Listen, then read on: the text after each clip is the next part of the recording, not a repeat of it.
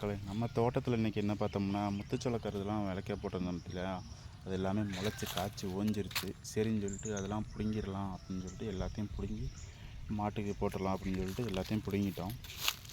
எல்லாத்தையும் பிடுங்கி காஞ்சி எல்லாமே ஓஞ்சிருச்சு மக்களே. எல்லாத்தையும் பிடுங்கி இந்த 2-3 தான் கிடைக்க பாருங்க, எல்லாமே ஓஞ்சிருச்சு. காய் எல்லாமே ஓஞ்சிருச்சு. நமக்கு இன்றைக்கி பிடுங்கியாச்சு. எல்லாமே பிடுங்கிட்டு சக்கரவள்ளி எல்லா கிழங்கெல்லாம் அங்கே கிடக்கு. பன்னீர் ஆப்பிள், சப்போட்டா, வாழை மரம் பேசிச்சிங்களா, வாழை மரம் நம்ம தோட்டத்தில் இருக்கிறது எல்லாமே மக்களே. எல்லாத்தையும் பிடிங்கி காலைல வந்தோடனே வேலை எல்லாத்தையும் பிடுங்கிடலாம் அப்படின்னு சொல்லிட்டு எல்லாத்தையும் பிடுங்கிட்டோம். பிடுங்கியாச்சு.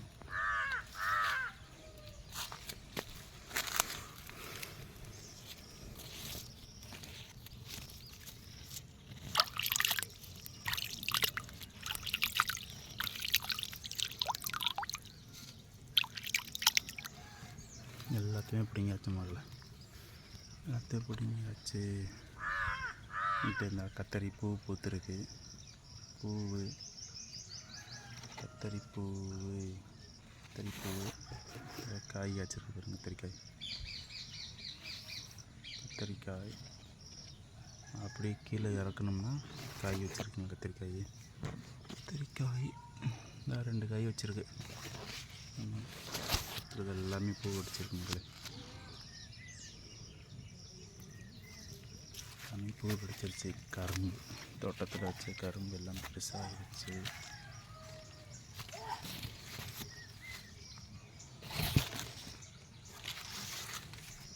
மிளகாய்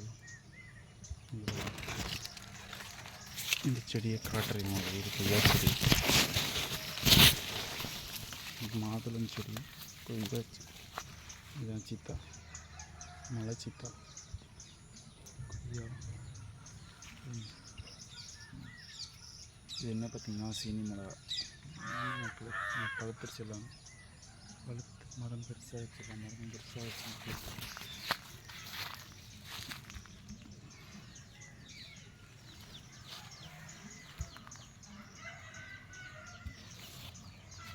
தோட்டத்தில் இன்றைக்கி விளைஞ்ச இது எல்லாமே இருக்கு பாருங்க. மிளகா ஃபுல்லாக உள்ளே பழுத்துருச்சு. எல்லாத்தையும் போடுங்க. இந்த மிளகா எல்லாமே இப்படி வந்தோம்னா, இந்த தூரத்தில் இப்படி வந்தோம்னா வந்துக்கிட்டு இருக்குங்களா. இது எல்லாமே பப்பாளி தான். பப்பாளி நல்லா அரும்பு வச்சிருச்சு. எல்லா பப்பாளியுமே பூவெலாம் உள்ளே வச்சுருக்கு பாருங்க. எல்லாமே கொத்து கொத்த காய், கனி, பூ எல்லாமே வச்சுருக்கோம். அழகாக இருக்கு பாருங்க.